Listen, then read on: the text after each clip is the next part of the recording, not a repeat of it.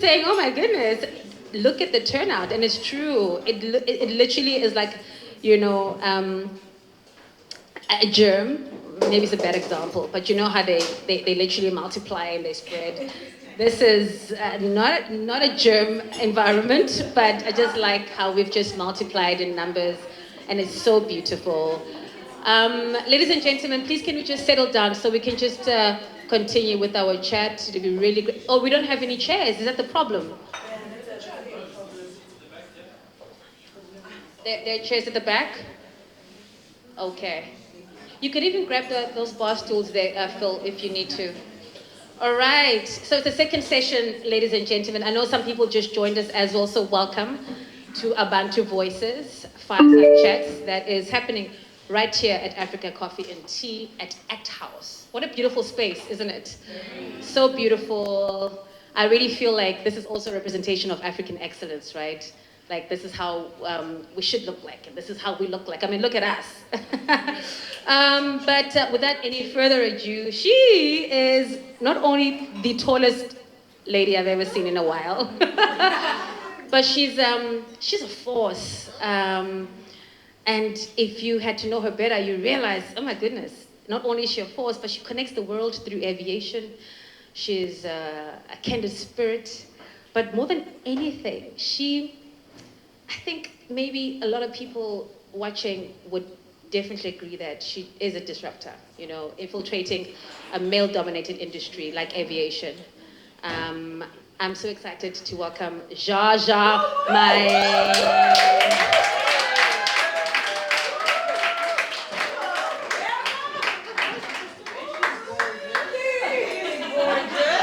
Oh, she is. Man, so really like you have just put me to shame looking like this girl. You look amazing. She is amazing, right? I mean, if exactly if passengers had to know that you are in the cockpit, what? But I'm so excited to just get to know you better, and a really fantastic discussion and chat conversation with Philip. But before I even start about give me your 3-year-old story. Tell us about Zsa-Zsa. That's a very powerful name. And it's not a stage name, right? Oh, tell us about that. All right, thank you, everyone. My name is Zsa-Zsa. I actually have 3 names. My mom named me Buitumelo, which means happiness. She's a Tswana woman from Botswana, and she named me happiness. It's a common name back in Botswana.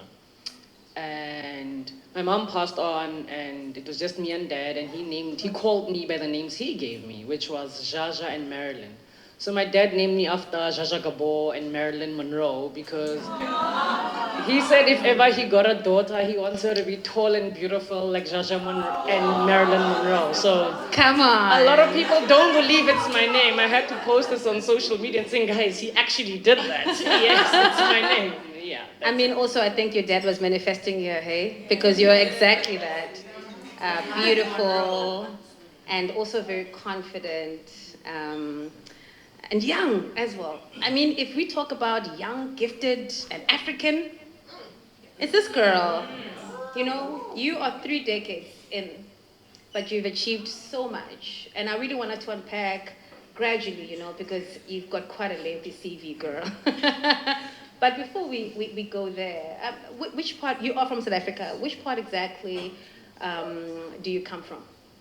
I was born in the Northwest in Mafikeng, Victoria Hospital. So I'm a girl from, Mafikeng, Northwest.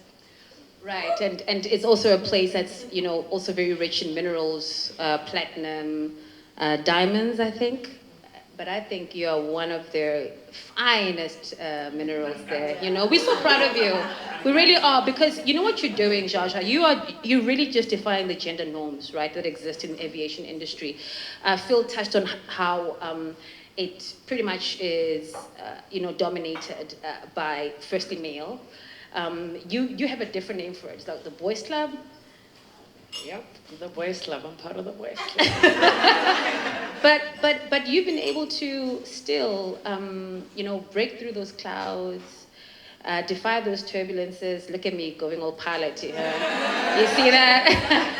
But you've really been able to also just break the glass ceilings. Just you being in Asia is such a big moment. And I think we need to really just acknowledge that. How did it start for you? Did you always know that you wanted to be a pilot? To be honest, it's a yes and no answer that I have. When I knew I wanted to be a pilot, I was around the age of 6. And it's not because I wanted to do it. So if I give you a bit of background on that, one of my relatives wanted to be a pilot. I mean, not a pilot, a rapper in America. Rap with 50 Cent. 50 Cent was big at that time. You know, he's always been big anyway.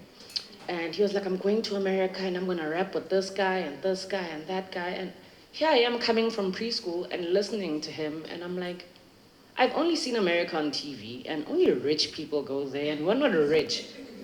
So I tell him, okay, how about you pause your dreams? Wait for me to grow up. I'll become a pilot. I'll buy an airplane and I'll fly you there. It'll be cheaper. You know, it made sense to me. And he was only 2 years older than me, so he's 8. And he didn't dispute that I'd buy an airplane and fly him there. But he said, but you can't do it. And I said, why not? And he said, because you're a girl. Girls can't be pilots. You know, it left me so confused because, what?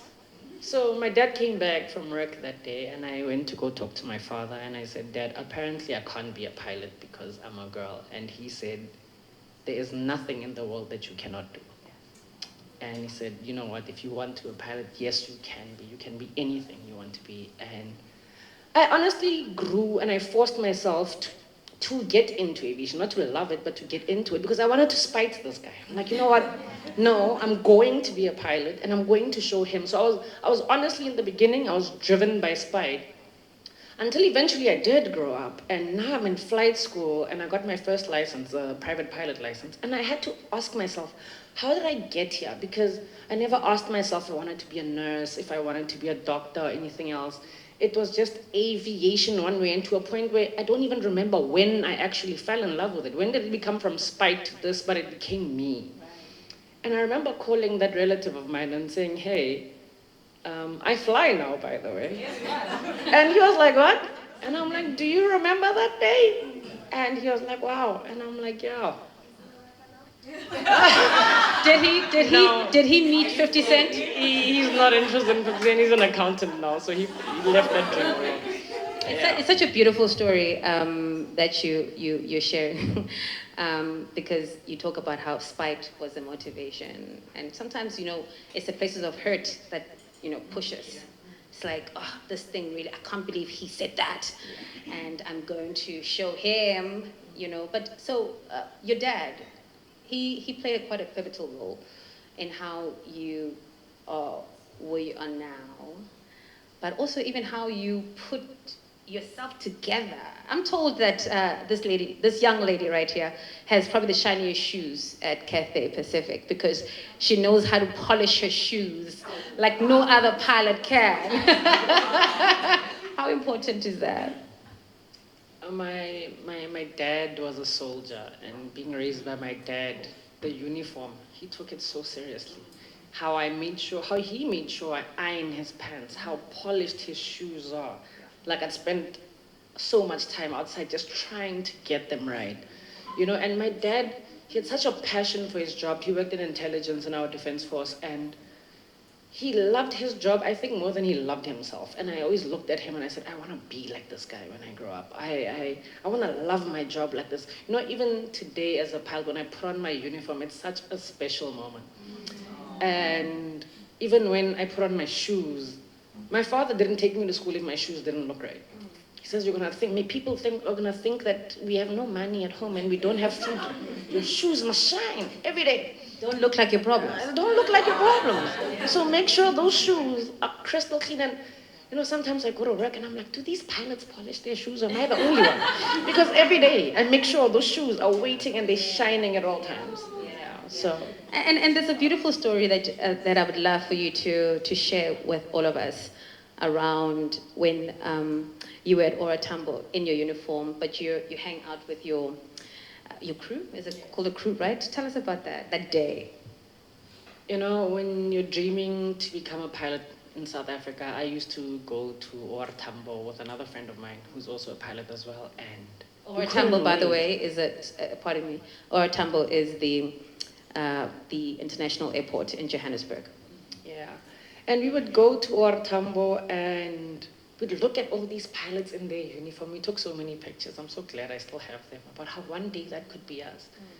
And it actually made me so proud and so sad and so, I don't know, emotional when I was working and I am now going with my crew and walking through OR Tambo my first day.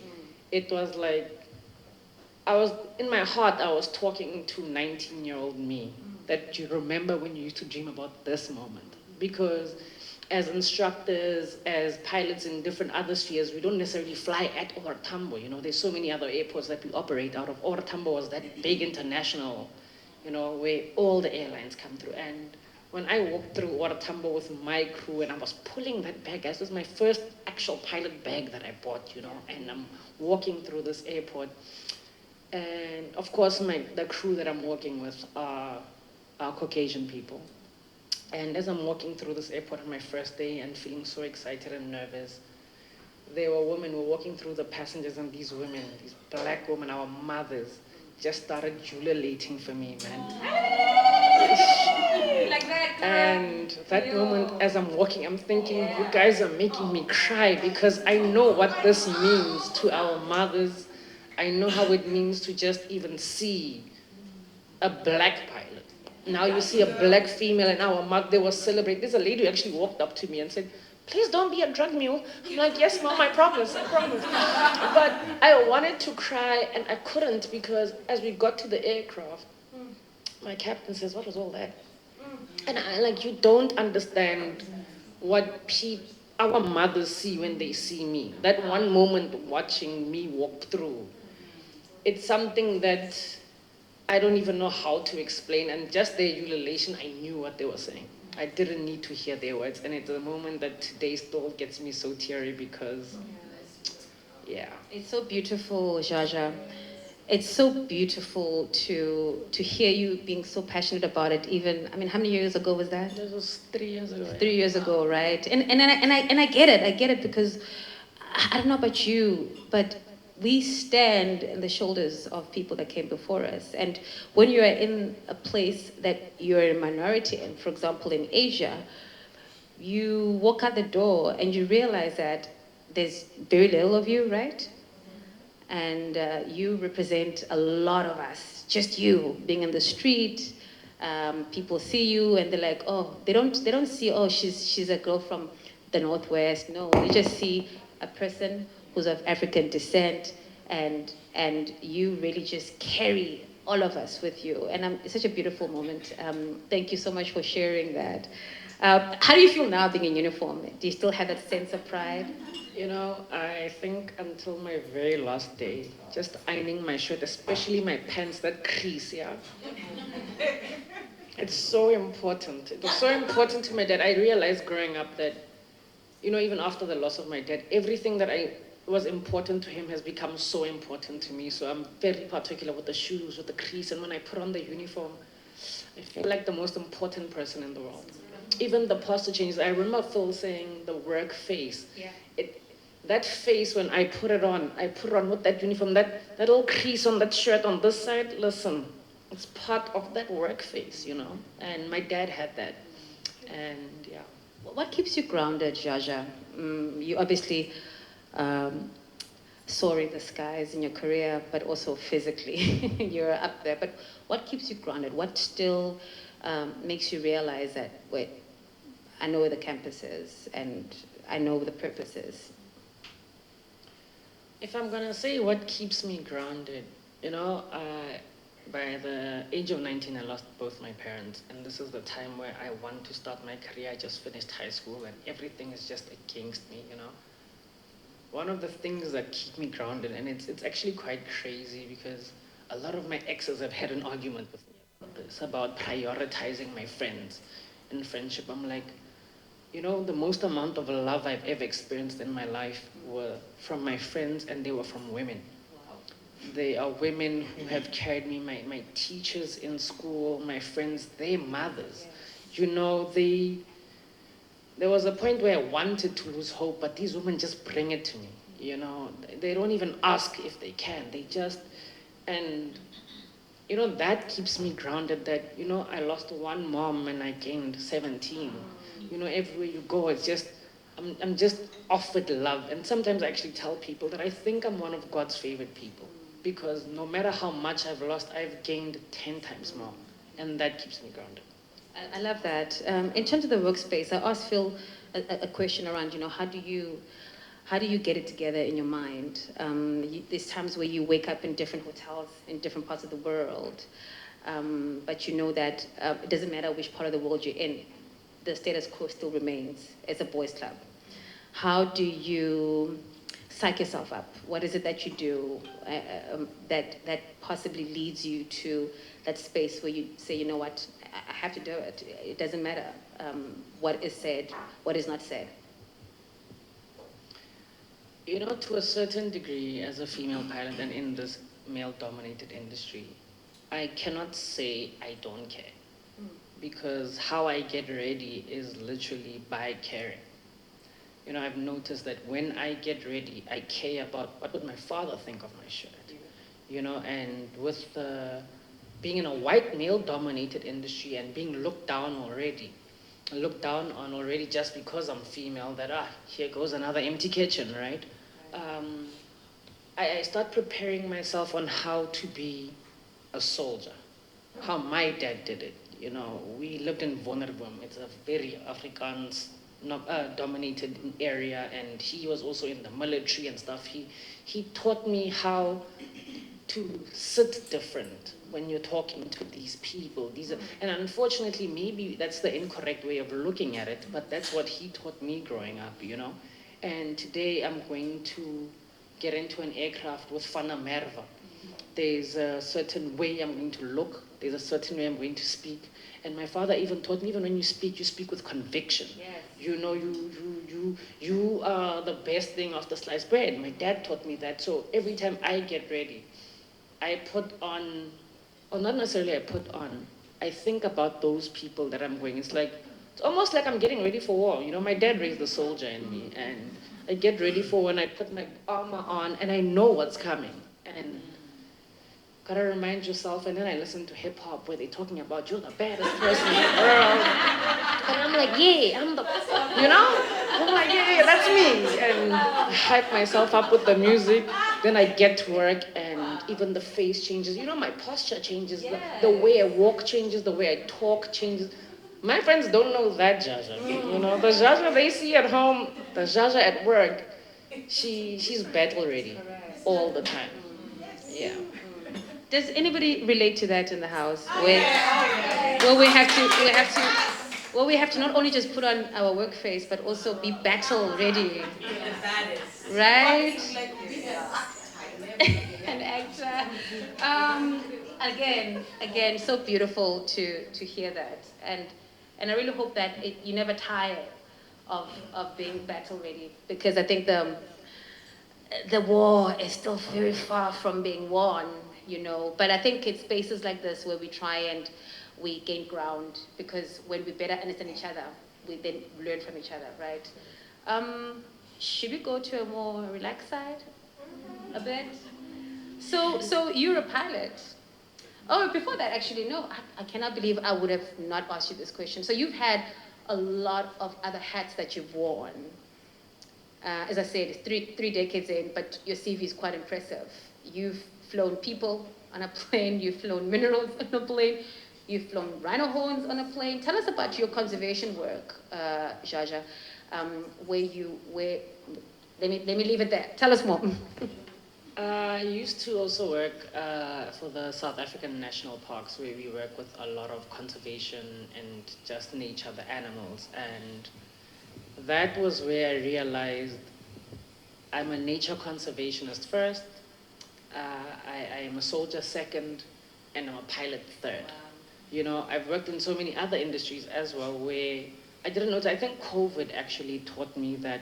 I thought my whole life would be just, I'm a pilot and this is what I identify with. And then COVID happened and airlines were shutting down, everybody's getting retrenched. And I was given the privilege of recreating myself, refinding myself. I can still do other things, which was quite crazy to me. And then I worked in the conservation side, and yes, we are flying for anti-poaching, which I can't really talk about because you guys are saying, what didn't she say? Because we're looking for those horns. They go for a lot of money. And we just flying around doing, with the vets, we're doing censuses, and with the anti-poaching as well, we're dehorning rhinos in many national parks within South Africa, and they go for so much value on the market, and having to have a dedicated aircraft that will go and fly and collect all these horns and make sure they're delivered safely back to the vault. Nobody should ask me where that vault is, please. But yeah, it was one of the most amazing experiences living in the crew. I couldn't believe I lived there, and just In the being Kruger around National the Park, animals. which is a nature reserve. Yeah, it's one of the biggest nature. It's actually the biggest nature reserve that we have in South Africa, and being able to fly for them, it made me feel like I was part of the Avengers. Actually, we are fighting crimes that people didn't. I didn't even know about abalone being an endangered thing, and I've seen that on a menu here in Asia. Yeah. Hold on, where did you get that from? You know what I mean? But I got to learn so much about poaching, about what it means that people actually steal bark from trees. I mean, stealing, it's a crime, it's just bark, right? But I got to learn so much more outside of just being a pilot. I got to learn so much about nature and conservation, you know what I mean? Flew in mining and flew gold, and that taught me so much about Africa on its own, and it's hurt my feelings because, but anyways, story for another Should we day. park it there? Park it And there. of course, you're more than welcome to chat to Zsa-Zsa after and get those details and where that vault is. But, what's the one characteristic or one part of you that we don't know about, obviously, but you're most proud of, and maybe you would want us to know about yourself? Can you say that again? Because The one thing that you're proud of, but it's not something that it's not something that it's very known about you. You've told us about Zsa-Zsa the pilot, Zsa-Zsa the conservationist. You've told us about the many hats that you've worn professionally. But what's the one quality that you have? That you're like, actually, I'm really good with plants, for example. What's the one thing that you're proud of, and maybe we don't really know about, or you'd want us to know about? I don't know if I'm going to get the words right for this, but it's something that almost hurts me to a certain degree, almost angers me about people who give up on themselves. I've been given so much reason to give up because life has just gotten heavy, and being raised by my dad, it's just me and daddy, and then he goes, and you think family will be there for you. You think, his best friend who's loved him. You think so much, and, coming from being a daddy's princess to being a princess to nobody overnight, it also becomes a bit of a, but you are given so much reason to just give up. And I feel like, I don't know, there was just something in me that just says, yeah, well, we can't do that. And I think that's the soldier that he raised in me. But when I see people give up, guys, don't give up. 10 years ago, I would not think that I would be here today. The Airbus, for example, the Airbus A350 has been my dream aircraft for many years. A few years ago, 6 years ago, I came for an interview at Cathay and I didn't get the job. But listen, I'm going to fly that aircraft, hey? I don't know how long it takes, but Yes, I'll be girl, back. you will. And I came back, and I'm a pilot on the Airbus A350. I feel like, hi, hello, but guys. Is that like the Bentley of aircrafts I feel like you shouldn't ask pilots that. It's an emotional conversation. It's an emotional, but for me, people would disagree, but I would say, listen, the Airbus A350. Right. That was made by God made that aircraft with his own bare hands. Like, You sounded like a Volvo driver now, eh? Like the safest car in the world. So I just feel, to answer your question, it's my biggest thing that I'm proud of for myself is just not giving up. And with that said, still, it comes back to the support I've gotten. and the love I've gotten from people who did not owe me a thing. I got a lot of love and support, and it's there. Hey man, I wasn't prepared for this. Hey. Ah. I love that. I love that. I think you've inspired us so much. Wow. Don't give up, guys. Don't give up. It's so important. An anecdote, to be honest. It was my birthday last week, Friday. And I actually went hiking with Jar because I always want to prepare for my interviews. I always want to have a conversation with someone first before we can sit here. It just makes it easier.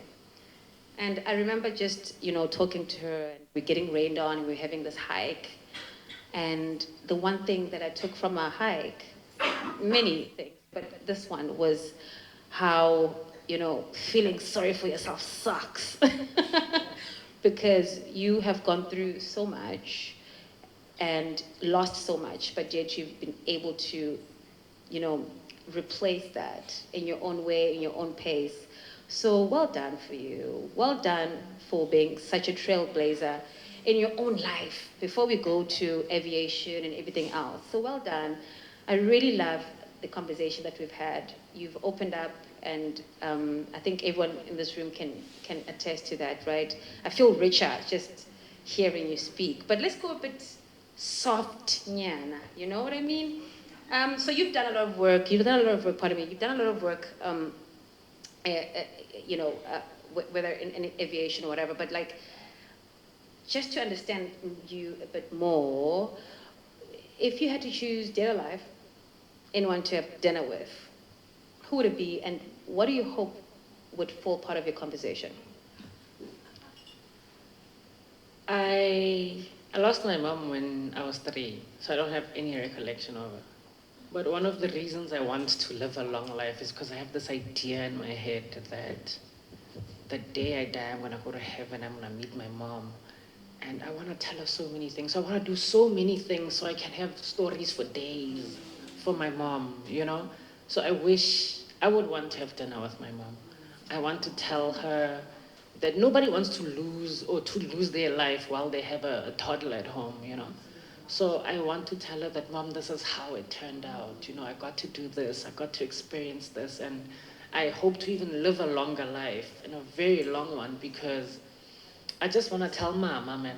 I want to talk to Mama and tell her about it's okay. I turned out just fine. I love that. Okay, let's open it up for the audience. While I look at who's willing to, or who's asking questions, your mom has a best seat of your life right now. She literally does. So just know that and take comfort in that. Questions. I want to try and take new hands first, because also we are at the end of the night. If you want to sneak out and leave, thank you for coming. If you want to sneak out and leave, you're more than welcome to do that, because it is 7 to 9, but you're also welcome to stay. We want to mingle, we want to hang out after this, we want to chat. So new hands. I'm going to start with you. Lots of hands. I'm going to start with you. And anyone else on this side, maybe? Okay, Angela. New hands, girl. I'll come to you, promise. And please just introduce yourself. So my name is Ndili. I'm from Namibia. Thank you so much for sharing your story. You've carried all of us. I have a question, but it's particularly for my brother back home in Namibia. He wants to become a pilot. He calls me his aviation angel because I was literally the first person to fly from the family. So what kind of advice can you give Louis back home? He's 18, and right now I'm looking for schools for him. I'm looking everywhere. He's sending me already Cathay Pacific cadet pilot training program. I don't even know about it. I'm looking at Qatar, and also the issues surrounding the funding with pilots, scholarship, stuff like that. So thank you so much for your story. You carry all of us, and you have inspired me so much tonight.